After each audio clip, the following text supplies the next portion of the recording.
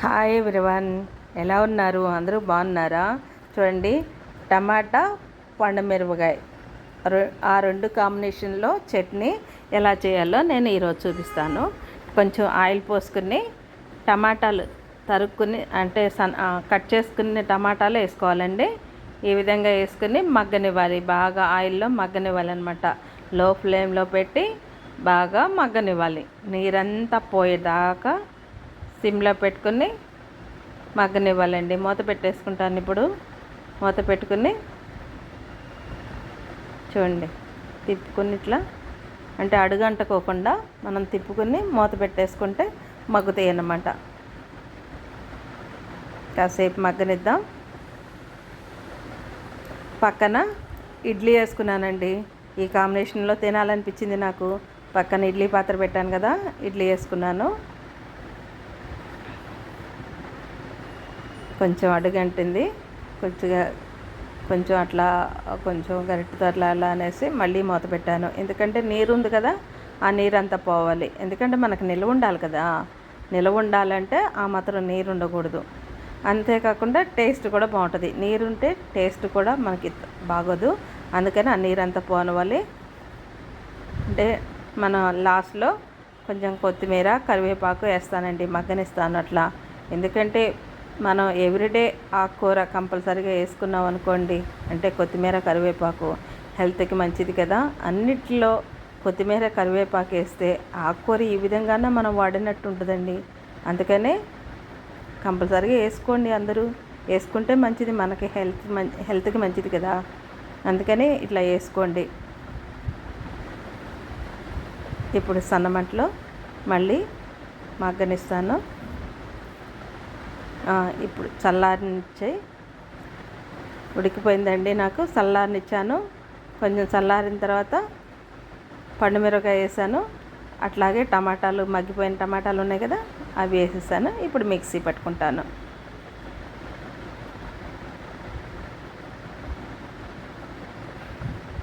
మిక్సీలో మనం ఏమి వేయక్కర్లేదండి. ఆల్రెడీ మనం పండుమిరపకాయలో అంతా ఉంది కదా, అంటే అన్నీ ఎల్లుల్లిపాయలు వేసాం, పండుమిరకాయలు అన్నీ వేసానండి. ఎల్లుల్లిపాయలు, జీలకర్ర, నెక్స్ట్ మెంతులు, సాల్టు, చింతపండు అన్నీ ఉన్నాయి కాబట్టి మనం ఇప్పుడు ఏమీ వేసుకోక్కర్లేదు. ఇలా మిక్సీ పట్టేసుకుంటే చాలు. టమాటాల్లో పులుపు ఉంటుంది కదా, పులుపు ఉంటుంది. పండుమిరకాయల కారము అన్నీ సరిపడా ఉన్నాయి, ఎక్కువే ఉన్నాయి కాబట్టి మనం ఏం అక్కర్లేదు, ఏం వేసుకోక్కర్లేదు. ఇప్పుడు పోపు వేసుకుంటే చాలండి. చూడండి, ఎండుమిరపకాయలు వేసాను, ఆయిల్ పోస్తున్నాను. తాలింపు ఎప్పుడు కూడా సన్నమంటలో పెట్టుకుని పోపు వేపుకుంటే టేస్ట్ అనేది బాగుంటుంది అన్నమాట. నేను లో ఫ్లేమ్లోనే పెట్టాను. ఎండుమిర్చి వేసాను. ఇప్పుడు ఆవాలు వేస్తున్నాను. అంటే 2 స్పూన్లు వేసానండి, 1 స్పూన్ ఆవాలు. ఇవి పోపు దినుసులు, పచ్చెనపప్పు,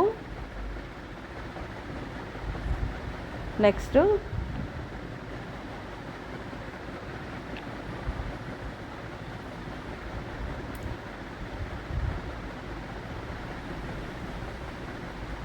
ఇది జీలకర్ర అండి.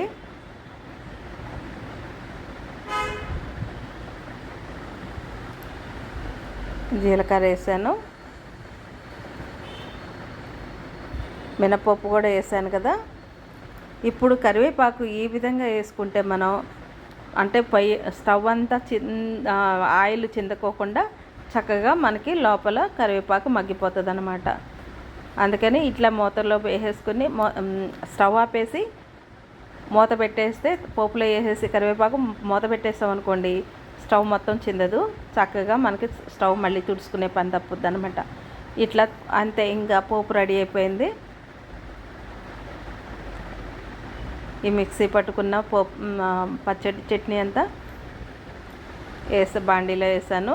అంతే, ఇంకా ఇలా కదుపుకుంటే మనకి చట్నీ రెడీ అయిపోతుందండి. ఇట్లా ఎవరైనా పిల్లలు కాలేజీకి వెళ్ళే వాళ్ళు ఎవరైనా ఉన్నారనుకోండి, ఈ విధంగా అన్నంలోకి బాగుంటుంది, ఇడ్లీలోకి, దోశల్లోకి కూడా బాగుంటుందండి. ఈ విధంగా మీరు కూడా ట్రై చేయండి. ఎలా ఉందో కామెంట్స్లో పెట్టండి.